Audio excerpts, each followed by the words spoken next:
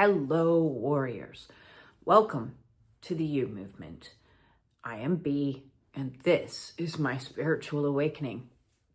The energies as of late have been all over the place.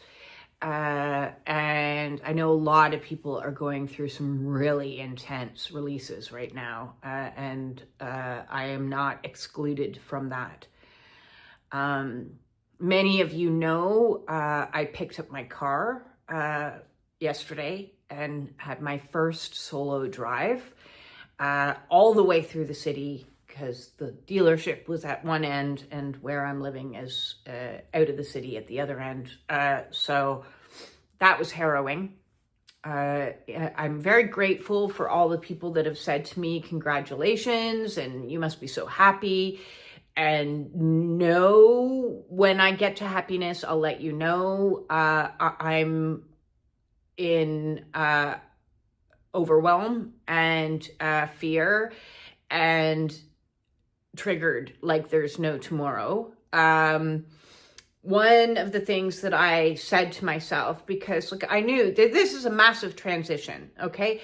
So for you who may have grown up with a normal household and a father that taught you how to drive when you were turned 16 and, you know, everything was hunky-dory, driving might be like no biggie, you know? But for me, it's a biggie. It's a really biggie. At 16, I was moving out of the house right before my 16th birthday. Yeah, it was bad. It was bad. There was nobody going, hey, don't you want to learn to drive? I'm going to take you out. That was not happening in my reality. And there's been it's been a long journey getting me here. But, you know, driving is just the surface of a lot of wounds that lay underneath. So that it is. And so today, I promised myself I was going to drive every single day as practice, because on this spiritual awakening, we come to points where we deviate away from living our life according to our childhood wounds as the dictator of why we do certain things, and we have to spiritually mature and grow up and go into alignment with soul. Now, in almost all regards, that has been a complete 180 for me, like complete opposition. If you're scared of doing something, I guarantee that's exactly what your soul is going to make you do. You know, if you don't feel anything towards it, it's not a big deal. But if you're like, oh, I don't want to do that, or that would be like, that's way too insurmountable a mountain for me to climb, then that's exactly the mountain that you need to climb. So whether that's sobriety, whether that's changing how you eat, whether that's leaving a marriage, whether that's, cutting off certain friend groups, whether that's leaving a job and starting a new job, the one thing that you're terrified of is the one thing that you're going to be made to do over and over and over again, because our inner child wants the void filled of a missing energy because of a trauma or a wounding that occurred. And because of that, and because of humans' present day need of immediate gratification, the inner child motivates us to grab onto the thing that gives us the quick fix, you know, the fast food, the nice relaxation that happens momentarily, the distraction that takes your thinking away from it, the fast money, so we're all about the immediate gratification.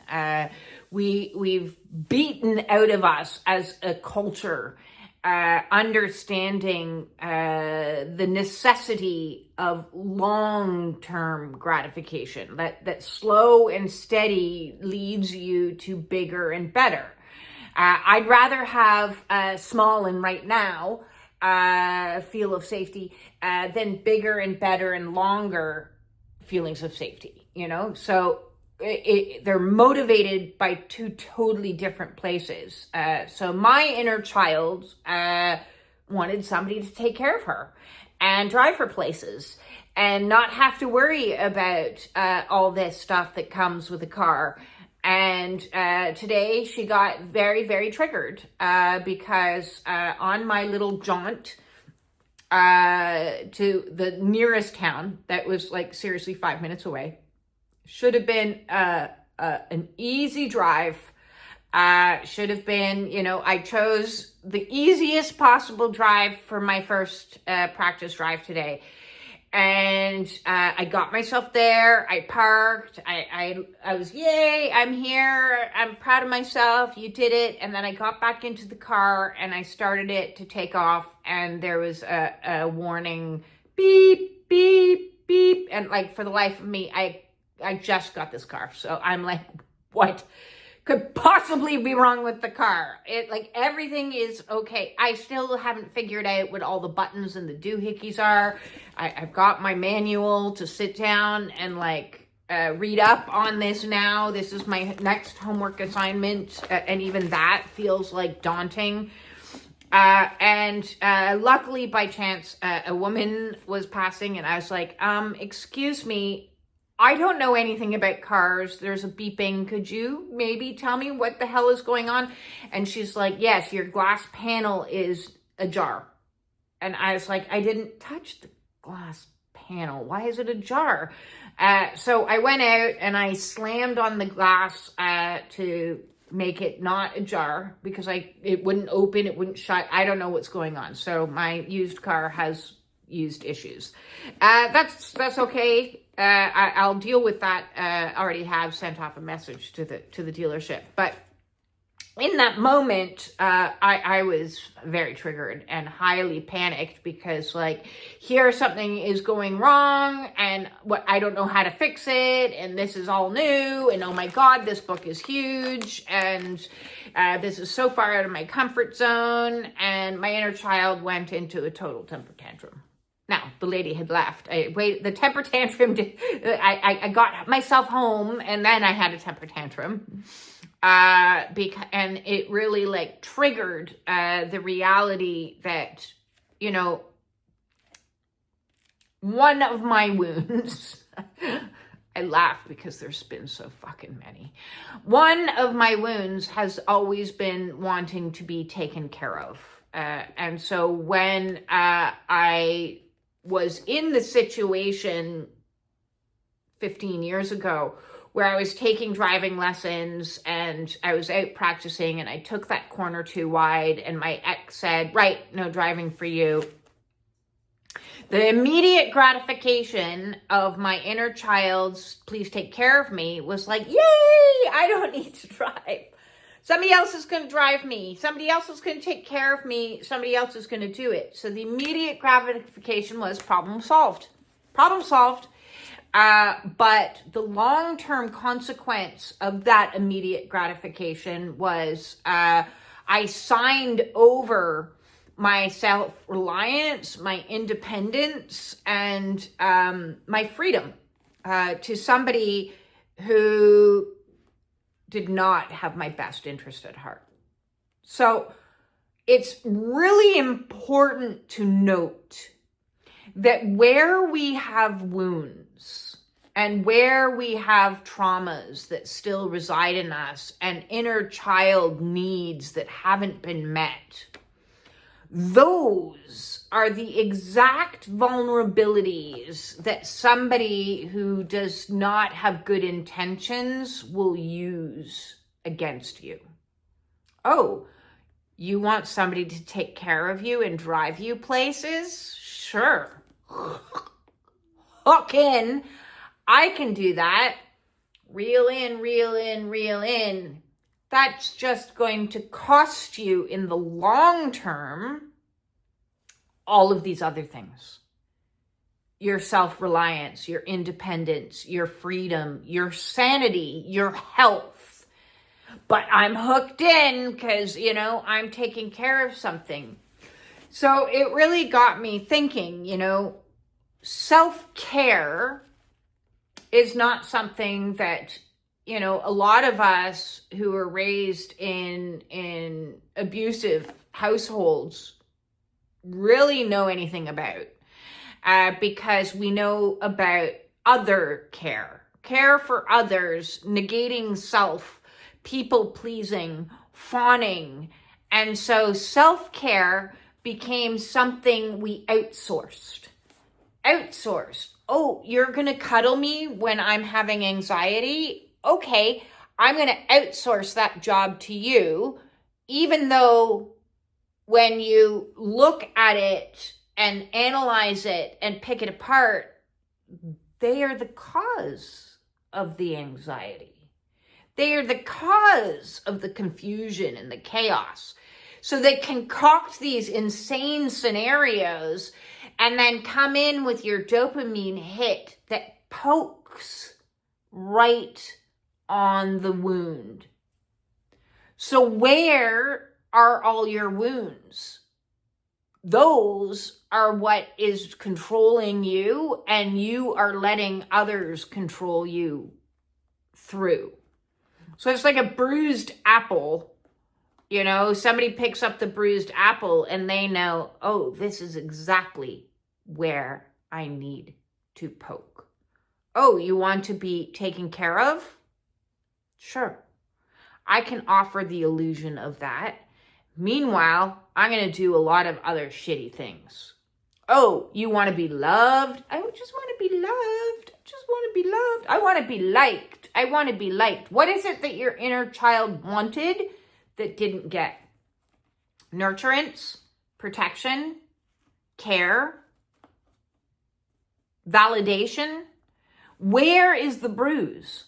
If you don't identify in yourself where the bruise is, you leave yourself vulnerable to people that will give you the impression that they are filling or caring for that sore.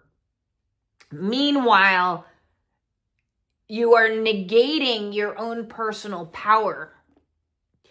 So it's a multi-stage healing perspective in identifying the wound.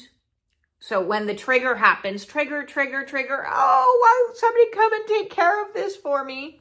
Won't somebody else learn this book for me so I can just go, hey, there's a something. Can you take care of this? Where is the wound? What is the wound? And then once we see what the wound is and how others have used that wound, so they weaponize your fear, they weaponize your insecurities, they weaponize your traumas, they weaponize your pains and sorrows against you. And the only way to prevent that from happening is to stop the cycle of immediate gratification and do the long, hard work of giving yourself what you need. So in that moment when I came home, I needed to lie down and just hold myself. Like my inner child wanted to be held and rocked and soothed. And I was like, middle of the day, I don't care. This is what I'm doing. I am going to soothe and take the time now to reparent myself through that so that I can begin to heal the bruise, heal the wound, so that somebody can't ever come along and poke it and use it against me ever, ever again. Ever, ever again. Is it easy? No. It is not easy. What is easy is short-term gratification. What is easy is grabbing an alcoholic drink or rolling a joint or taking a pharmaceutical or calling a friend or going on Facebook or watching a movie or playing a video game or going to the gym or doing. Those are short-term gratifications. Oh, I'm not feeling what I want. This undesirable feeling. Instead, feel it. Feel it fully. And ask this question. What is the most loving thing I can do for myself right now? I repeat, what is the most loving thing I can do for myself right now? So in that moment this afternoon, the most loving thing I could do was some self-care, some reparenting, some soothing, and it's going to be okay. And just reassuring that inner child that she doesn't need to learn this in one day, that any mountain that you climb, you can only ever walk one step at a time. And it's going to take time. And this is a big mountain for me.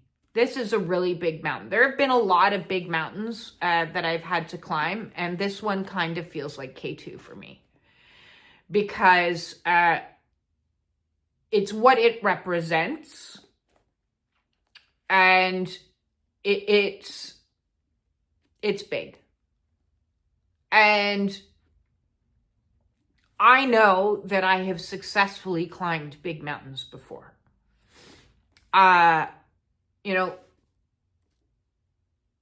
Completely altering almost all of your behaviors and becoming absolutely stone cold sober and clean is a really hard mountain. And I climbed it.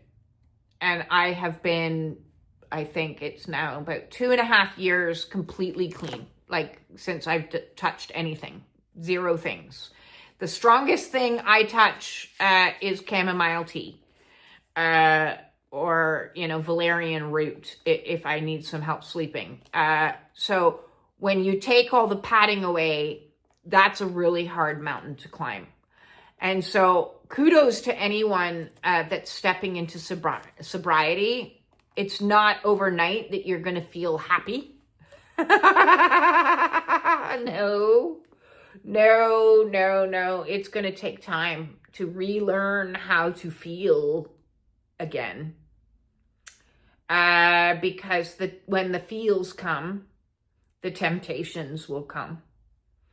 And when the triggers come of like a really stressful situation, there's nothing to grab onto except to ask yourself, what can I do that's the most loving thing to do right now?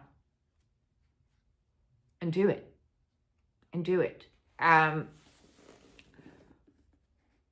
This challenge of awakening to our higher selves and healing all the parts within us, the inner child, the inner teenager, the inner adult, all of the soft spots. There's a lot of grief that comes with that. And it's a complicated grief because you're grieving. There's this fundamental grieving of what didn't happen. Grieving that I didn't have a parent that took me out driving and patted me on the shoulder and, talked me through all the functionings of the car. That would have been nice. I didn't have a soft place to land or a safe place to land when I did have emotions.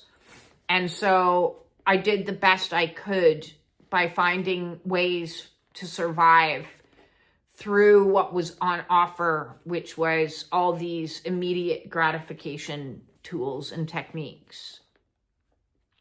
I didn't have a place to grow up where there weren't a lot of traumas that I did the best I could, and it left me in a state of a lot of bruises that left me vulnerable to predators. It left me very vulnerable to predators. So there's a lot of grief that I'm processing through, that I didn't have the right protections in place, that I didn't have the right discernment in place, that I didn't have the right tools. And it feels like it feels rough. It feels rough to have to navigate through life with missing pieces.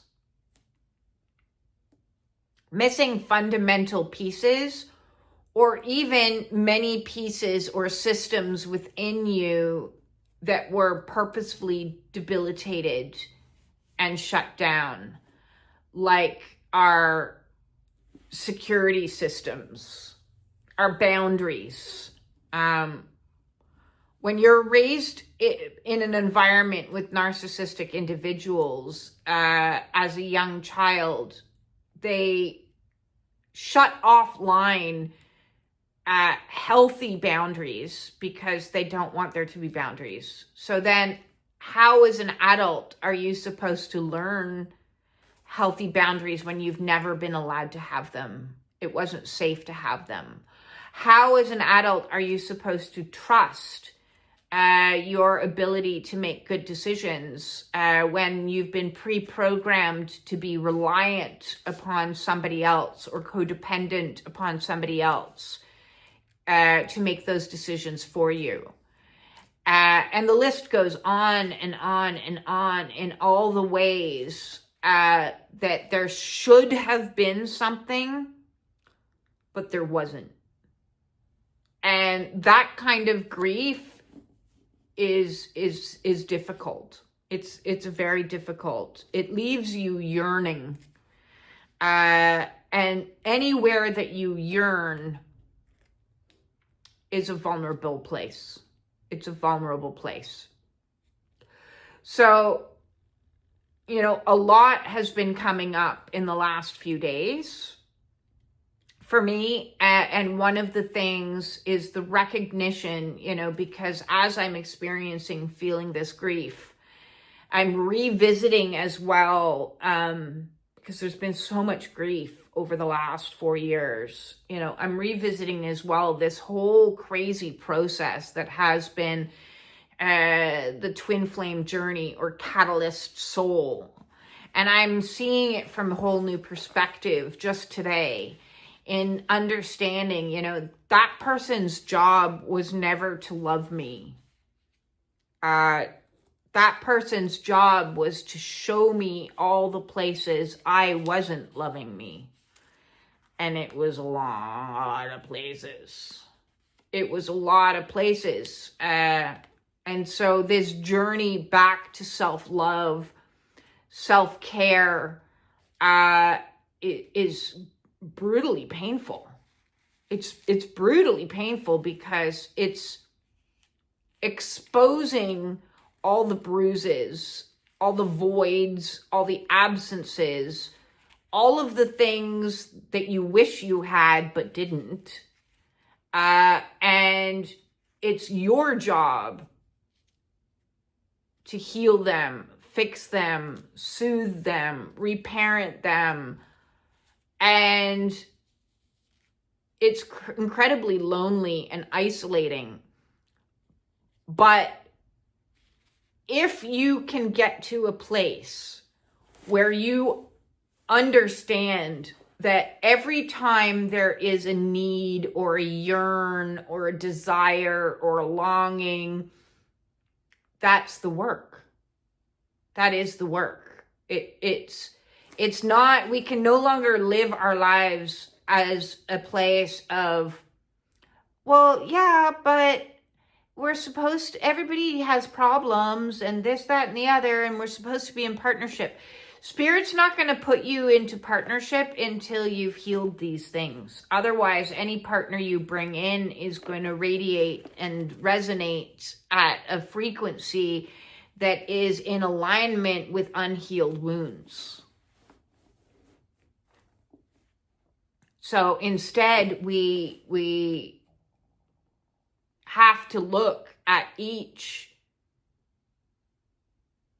painful moment as it arises as an opportunity for healing. So right now, I'm healing the self-care. The self-care. And I'm taking ownership of the necessity of long-term gratification of reading this book and learning how to drive so that I can be free in a couple of months to move to my next place. And again, that's triggering my inner child dramatically, because my inner child wants the short-term gratification of a solution now and a long-term situation to be feeling settled and safe. And I'm like, I'm sorry. I know that's what you want, but my soul wants mobility. You know, my soul wants freedom. You can't have both. You can't have both.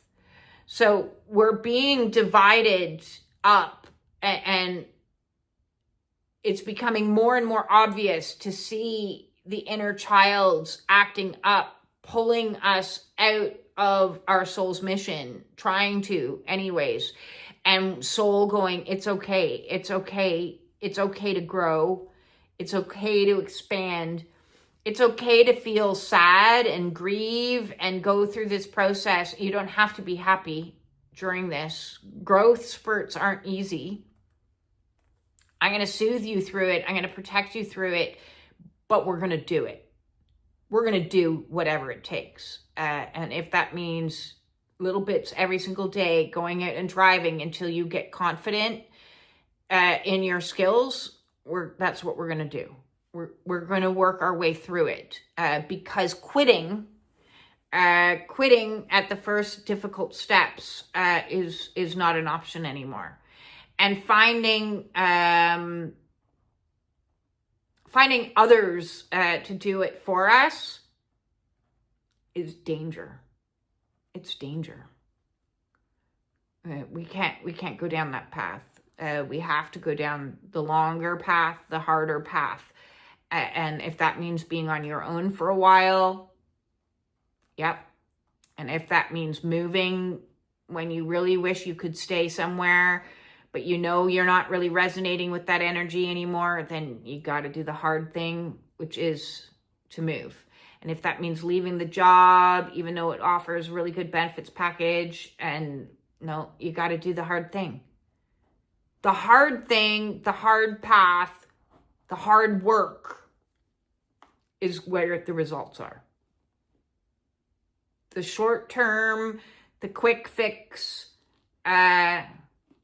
it's just going to keep you exactly right where you are. So the next couple of months, I'm dedicating to working on getting confident, and not just in my driving skills, but in how I show up in the world, taking these courses that I'm taking and all these books that I have, and dedicating to my practices. It's one step at a time. It's one day at a time. It's sometimes one breath at a time. It's definitely sometimes one tear at a time. But we're going to do it. We're going to do it. If I can do it, you can do it. And that was the best comment I got out of all, because, it was embarrassing. I'm going to be 100% honest. Totally embarrassing to tell people I'm 52 and I'm just driving now. Very embarrassing. But that's my ego, and my ego can get over it. because somebody put a comment on one of my posts, and they were like, you give me inspiration that maybe it's not too late for me to drive too. And that sealed the deal. That sealed the deal that I'd rather embarrass myself on my YouTube channel, as I've done many times over, if I inspire just even like one person.